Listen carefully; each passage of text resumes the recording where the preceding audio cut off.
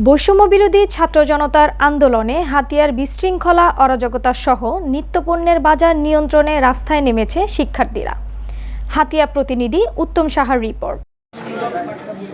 সোমবার সকাল 11টার সময় সাধারণ শিক্ষার্থী আসিফুর রহমান সজলের নেতৃত্বে শিক্ষার্থীরা হাতিয়া শহরের ওসখালী শাহজাহান সুপার মার্কেটে কাঁচা তরকারির দোকান, মুদি দোকান, মাছের দোকান, মুরগির দোকানে মনিটরিং কার্যক্রম পরিচালনা করে। তারা শিক্ষার্থীরা নিত্যদিনের পণ্যের গুণগত মান সঠিক এবং ন্যায্যমূল্য পণ্য বিক্রি হচ্ছে কিনা সেটির তদারকি করতে দেখা গেছে।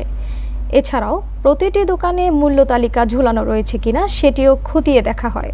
যেসব দোকানে কোনো মূল্য তালিকা ঝোলানো নেই, এ সকল দোকানীদের সে সকল পণ্যের মূল্য তালিকা ঝোলানোর জন্য অনুরোধ করেছেন তারা। হাতিয়াতে তো আজকে আমাদের যে বিষয়টা ছিল, কর্মসূচিটা ছিল, সেটা হচ্ছে যে বাজার মনিটরিংয়ের বিষয়টা। তো আমরা বাজার মনিটরিং বিষয়টা নিয়ে যা দেখলাম, আমাদের হাজি শাহজাহান সুপার মার্কেটে কোচখালিতে এই জিনিসটাতে কয়েকটা দোকান আমরা দেখেছি। সেটা হচ্ছে যে সীমা স্টোর, ওইখানে উনি তমরুদ্দি থেকে আলু ওনার মোকাম থেকে কেনা হয় 53 টাকা এবং উনি 55 টাকা বিক্রি করতেছে। পাকিজা যে চাউল আমরা ওইটা দেখলাম উনি 60 টাকা বিক্রি করতেছে কেজি।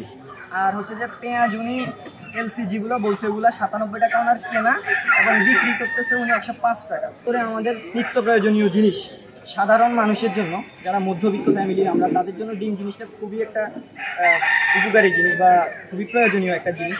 এই ডিম জিনিসটা ওনারা প্রতি পিস 11 টাকা 11.5 টাকা করে কেনা পড়তেছে এবং ওনারা বিক্রি করতেছে 12 টাকা।